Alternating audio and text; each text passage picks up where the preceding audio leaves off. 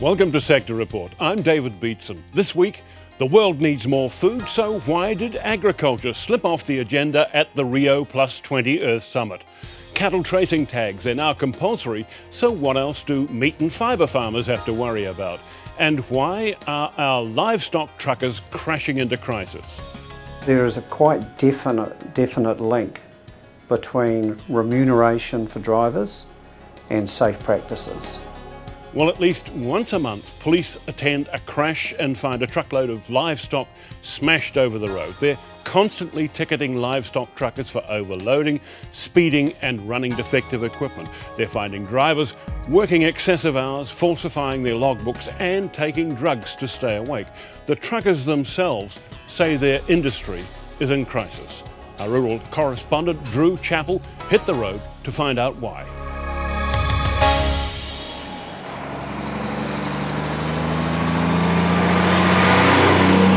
Every day, all over the country, animals are on the move, on our roads. Around 4.5 million tonnes of stock are moved each year. It's a serious business, with most of those animals taken from the farm to the meatworks.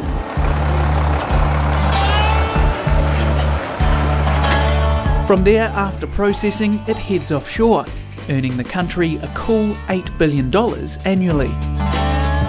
But before any of that stock makes it onto ships to head offshore, it may already have come at a cost. On average, once a month, a fully laden stock truck will overturn, and 65 people a year die on our roads, involved in heavy vehicle accidents. Most industry commentators are putting the high accident rate down to one thing: money. There is a quite definite link between remuneration for drivers and safe practices. Carl Anderson represents thousands of Kiwi truckies, and he says too many of them, and other motorists, are dying preventable deaths on our roads. A review needs to find out why that's happening. My very strong suspicion is it's because there are inadequate levels of remuneration that are encouraging drivers to take shortcuts. Cutting corners that he says are commonplace in some businesses and are putting people in danger. What it means is that drivers have to take shortcuts, and that may well be that they exceed the speed limit, may well be that they work extended hours and go outside of the driving regs. It may well be that the maintenance on the trucks is not adequate.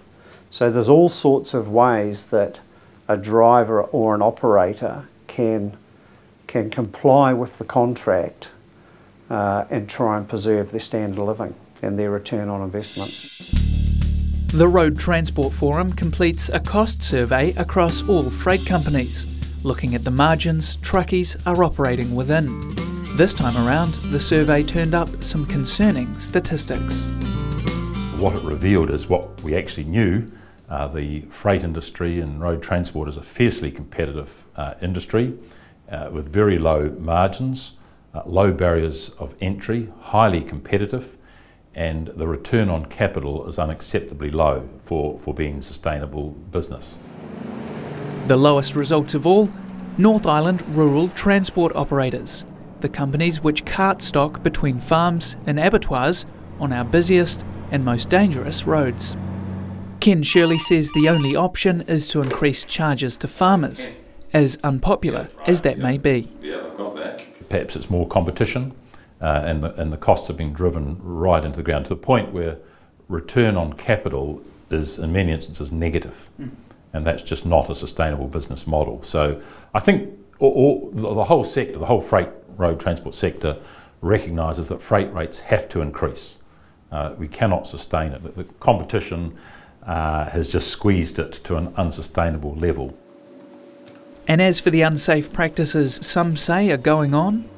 The allegations made were people are speeding, breaching work time rules and working longer hours and hence fatigue, the risk of fatigue, operating with defects in their vehicles.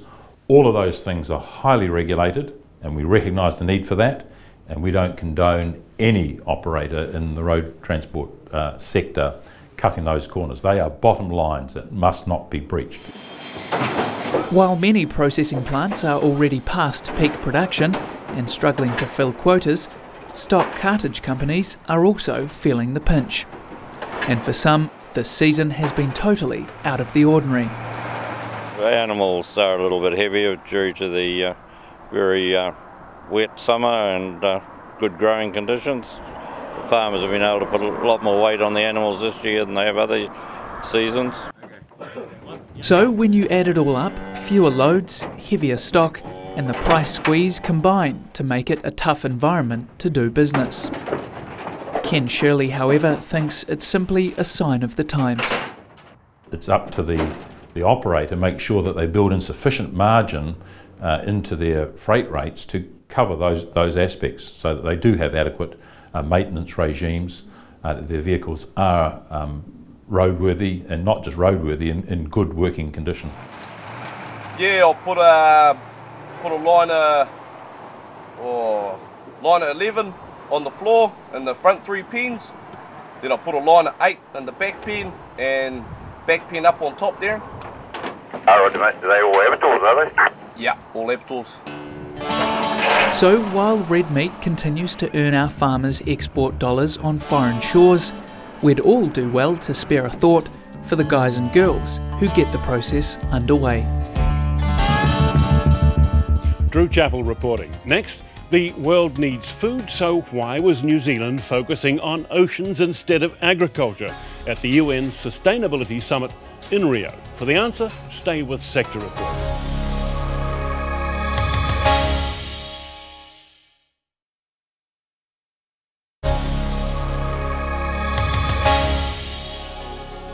The recent Rio Plus 20 conference, the Earth Summit on Sustainability organised by the United Nations, took a surprising turn. Earlier in the year, the UN was pushing for a tight focus on agriculture that it thought would boost progress on other sustainable development goals. But instead, the New Zealand delegations come back from Rio talking about progress with global ocean management. So is agriculture slipping down the environmental agenda? Let's find out from the Vice President of Federated Farmers, Dr. William Ralston. Dr. Ralston, welcome.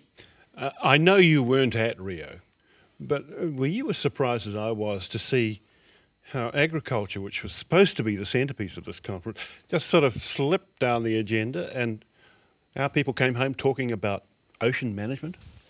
Well, I think it reflects the concerns that people have around the world. The rest of the world? The rest of the world, okay. Yes. I mean, we are very focused on agriculture in New Zealand, but the rest of the world, I think, recognises that the world needs to eat, and we need agriculture. We need to keep advancing it. The issue about fisheries is that fisheries is in a fairly parlous state. And, New Zealand has a very good quota management system, and I think the rest of the world could have learnt from that and probably did. But that I can see as an area of focus, and it's an area of international cooperation and competition, so that's why the focus is there. To be sure, but I mean, liberalising world trade in agricultural products, that's a big issue for the world, for a hell of a lot of the world actually, particularly those who aren't getting as much food as they need. Yes, it is, and it's a message that New Zealand's been pushing for a long time, but I think we also need to realise that that is a pretty strong battle. That was obviously not the forum in which we could really advance those arguments. So that really needed to be dealt with in a trade arena rather than there. What about things like sustainable food supply, security, biosecurity? Was certainly sustainable food supply and security of food is a big issue around the world. And I know that when our president, Bruce Wills, went to the World Farmers Organisation, that was the real area of focus about food security and food supply. We had two organisations here in New Zealand, the World Wildlife Fund and Pure Advantage, which was set up by Sir Stephen Tyndall and a number of other leading New Zealanders. Both released critical reports on New Zealand's environmental performance. Was their criticism well-founded? Well, I think you have to go through those reports and pick out, what is useful and what isn't. I mean, the timing of those reports is absolutely no coincidence. Before these big international summits, we always get these sorts of reports coming up because that's what lobby groups do in order to up the pressure on our officials to push their own agendas. Equally, I mean, if we know it's coming, maybe we should be prepared for it. We know these things will happen, but New Zealand and New Zealand agriculture, which, I mean, is responsible for all the freshwater problems of the country. I take issue with that. Yeah, agriculture isn't responsible for that all is the exactly freshwater my point. issues. You know it's going to be a centre of attention. If there's going to be criticism, that'll be the area they go to. I mean, are we doing enough really to counter that kind of approach? Well, I think we are. I mean, there's certainly, if you look at international studies, we actually have very clean water, and we certainly want to protect that. But the sort of reports that come out that say, we're way down the list in terms of our environmental stewardship, I think are way off the mark. Mm-hmm. Equally, I mean, isn't it up to the farm lobby to do a little better in the argument? Because, quite frankly, dirty dairying is still copping it for everything, including the beef sector, by the way. Well, I think we are doing a lot better. And farmers have put their hands up and said, yes, there are problems. There are problems that we need to deal with, and we're playing our part. These things don't happen overnight. But certainly the mood and the movement is to address these problems. It doesn't mean that cameras aren't going to be able to go out and find some dirty dairying story. They'll always be able to find that. But I think the media needs to take some responsibility here too, and actually start to look at what farmers are doing well. And the environmental awards that we just had last weekend, highlight that. Let's turn to emissions trading. We've got a major world project, the Global Alliance on Agricultural Greenhouse Gases, which New Zealand is actually leading. Is it going to actually produce results fast enough so that agriculture might be covered without undue cost by the emissions trading scheme, 2015? No. No? Okay. What is it going to produce? Science takes a long time to find these solutions. Solutions will be found. But we've always said that New Zealand's agriculture should not come into the ETS until we have those tools. And there's no point in just penalising our food producers if they can't mitigate their greenhouse gases. Well, and the other thing that we actually demand is that we should not go into an ETS system until all our competitors also put agriculture in. And the fact that none of them are doing it does indicate that we are that we are standing alone in that area. And at the end of the day, if as a low carbon producer, if we penalise our farmers, all we do is shift production overseas to higher carbon producers. And if you're concerned about the planet frying, you're not making much progress doing that. You're chair of the Ministry of Science Innovation Board. Yes. Do you think that the actual research program, this Global Alliance research program, is focusing on the right things that will actually produce benefits? Yes, I do. And I think the key thing is to get scientists internationally collaborating and to look at the problems and try and find solutions. And I think that the Global Alliance is certainly heading in the right direction there. It's a fantastic initiative, and it's one that I think we need to be proud of as New Zealanders to have led. One of the other major environmental issues in another area of your policy concerns, biosecurity. Now, we've been watching the biosecurity response now to 3 threats. We've seen the varroa mite, the Queensland fruit fly, and PSA with kiwi fruit. Does this system really need some review and upgrading? Well, looking at the performance to date, I think we can never be satisfied with the level of biosecurity that we have. But if we wanted 100% biosecurity, we'd close our borders and stop trading as a nation. And of course, we depend on that. So there is always a compromise. But we're certainly looking at the systems, reviewing them. But from my point of view, the most important thing is that whatever MPI do in terms of biosecurity, that it is MPI better. Being, by the way, the new ministry. The Ministry of Primary Industries. Yeah. New acronyms flourish in Wellington.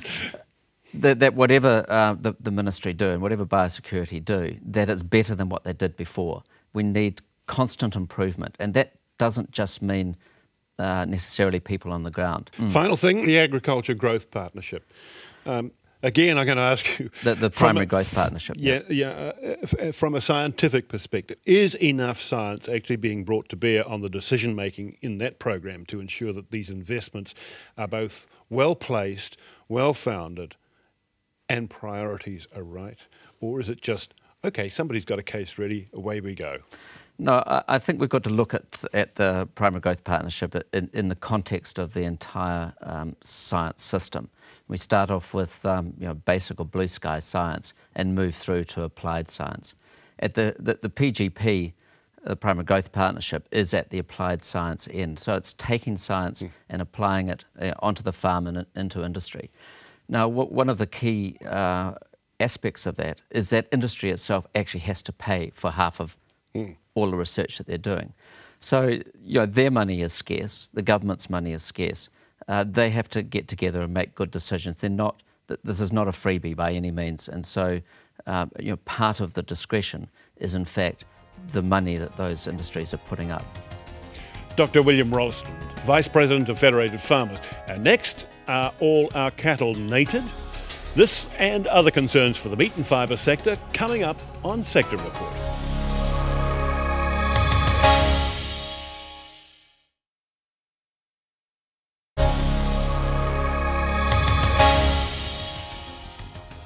Welcome back to Sector Report. Well, last week's National Conference of Federated Farmers came just before a critical date for the Federation's meat and fibre section. This month, it's mandatory for all cattle to be covered by the National Animal Information Tracing System. That's to enhance New Zealand's biosecurity response, safeguard our meat brands and farmers' incomes. Federated Farmers is keeping a close watch on NAIT to ensure its costs are fair. And here's the chair of the Federated Farmers Meat and Fibre section, Jeanette Maxwell. Jeanette, welcome. Well, as we go to air, it's now mandatory to have all cattle covered by NAIT. What kind of coverage do you think we've got? Up to a fortnight ago, it was around about 23,000, so I'm not sure statistically. 23,000 farmers registered into the system. Not cattle, farmers registered into the system. And within that last fortnight, I'm quite sure the numbers will have changed again.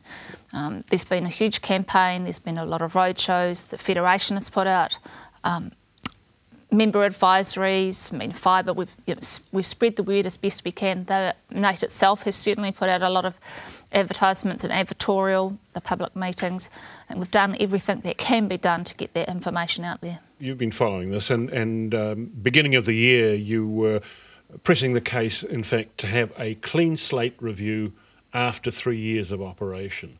Now, having got through this introductory phase and probably learning a lot more about the system since you started, do you think that's still going to be necessary? I think at some point there'll be some review required just to make sure that we've got points tidy, that there's any loopholes or paperwork issues or any sort of teething problems that take place, that those are worked through. And it may not necessarily be done in a clean slate review, but some kind of looking back and reviewing processes is, probably prudent in order to keep the system tight and efficient. OK, we're just at the stage where the switch goes on and the system starts, and now there's talk of a merger on between the Animal Health Board and NAIT. What's your view on that? I mean, is that going to complicate things? Oh, it won't complicate things. I mean, to me, I think it's absolutely essential in terms of running businesses efficiently. I mean, we have NAIT identifying animals and where they are, and it seems silly to have two separate databases running with two separate governance structures when, to some degree, they interface. And while they'll stand alone under an umbrella board or organisation, if that's a way to be more efficient and to keep costs down and to use one database, why add another cost structure? Yeah, good point. You see any other productivity benefits coming out of the system? Oh, I think there'll be quite a few in time to come, but I mean, at the moment, of course, that merger's still got to take place, and we'll see how the roles and the functions come together, but it could well be. Well, you've got another campaign responsibility on your hands, T150. Yep. you're aiming for a farm gate return of $150 for a mid-season lamb by 2013. Looking at current price trends, Jeanette, how do you think you're going to be doing with this campaign? Well, we could have... Technically, we achieved it this year. And that part of the T150 campaign, of course, was the wool clip. Because we've never said that you could achieve it all in just a carcass alone. So while our lamb price at the gate mid-season this year is slightly back on the previous year, wool price had come up beautifully. And by the time we add that wool component to the lamb, which is around about $112, $115, depending on when you sold, we got awfully close.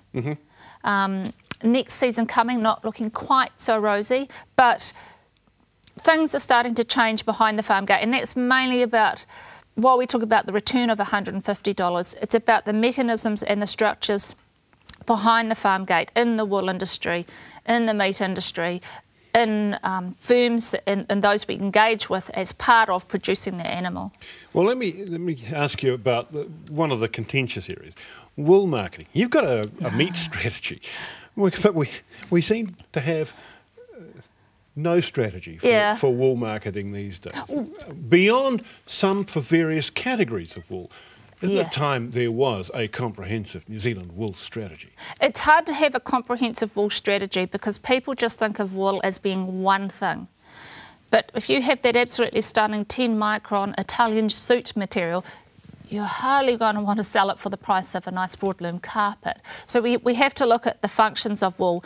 And so I absolutely believe it's correct that merino and those fine garments and your beautiful woolen garments are marketed as what they are, premium, high-end products. And then we have those beautiful mid-microns that Icebreakers and some other companies, Swan Dry, have done a fabulous job of marketing in that space. Where we let ourselves down really is when we talk about the wool market is, of course, the strong wool carpets, the upholstery wools and carpeting or floor coverings and beautiful rugs. And that's the bit that's been let down. And we've had some discussion papers and reports in place, but of course they've fallen by the wayside.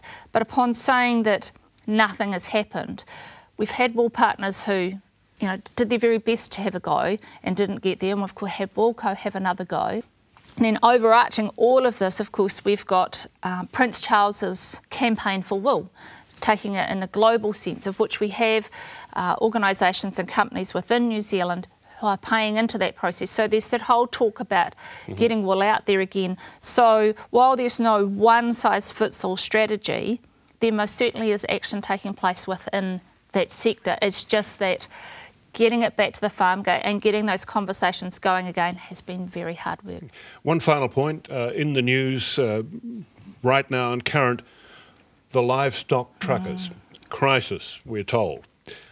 You see a role for federated farmers doing something to ease the pressure in that sector?